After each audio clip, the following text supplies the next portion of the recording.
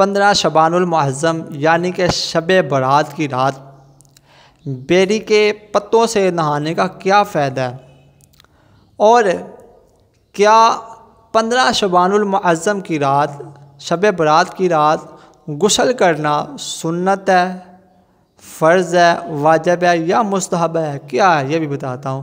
اور آپ نے بیری کے پتے کب اتارنے ہیں اور آپ نے بیری کے پتے کون سے اتارنے ہیں، ٹھیک ہے۔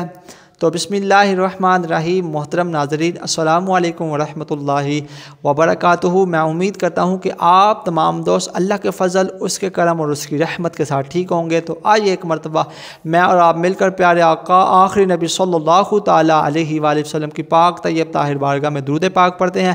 الصلاۃ والسلام علیک یا سیدی یا رسول اللہ وعلی آلک وصحابک یا سیدی یا حبیب اللہ۔ الصلاۃ والسلام علیک یا نبی اللہ وعلی آلک وصحابک یا نور اللہ۔ پیارے دوستو، شعبان المعظم کی 15 تاریخ یعنی کہ شب برات کی رات غسل کرنا یعنی کہ بیری کے پتوں کے ساتھ نہانے کا بہت زیادہ بینیفٹ ہے، بہت زیادہ فائدے ہیں۔ ایک سب سے پہلے یہ جو نا بیری کے پتے نہانے سے جو نا بہت زیادہ جراثیم دور ہوتے ہیں، جراثیم کشادہ ہیں یہ بیری کے پتے۔ ایک جب موسم تبدیل ہوتا ہے تو موسمی بیماریاں جو نا لگ جاتی ہیں، تو پھر بڑے بزرگ جو ہوتے ہیں وہ کہتے ہیں جناب بیری کے پتوں سے نہاؤ، غسل کرو، آپ کی وہ بیماریاں دور ہو جائیں گی۔ یہ بھی بات بالکل حق ہے۔ اور اس کے ساتھ ساتھ بیری کا جو درخت ہے نا، اس کے انوکھے راز ہیں، انوکھے راز ہیں۔ تو ایک اور چیز سماعت کریں کہ جس کپڑے میں بیری کے درخت کے پتے ہوں اس کپڑوں کو کبھی کیڑا نہیں لگے گا، انہیں کبھی کیڑا نہیں لگے گا۔ اور اس کے ساتھ ساتھ ایک یہ چیز یاد رکھیں کہ جتنے بھی بیری کے درخت ہیں ان کے پتوں پر، ہر پتے پر ایک نیک جن کا بسیرا ہوتا ہے، ٹھیک ہے۔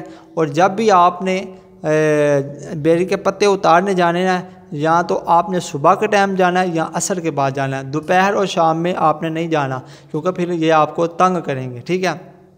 اب یہ جو نا غسل، جب آپ نے پتے لینے جانا ہے بیری کے پتے، تو آپ نے جس جگہ پہ لگے ہوں سب سے پہلے آپ نے اس سے اجازت طلب کرنی ہے، ٹھیک ہے۔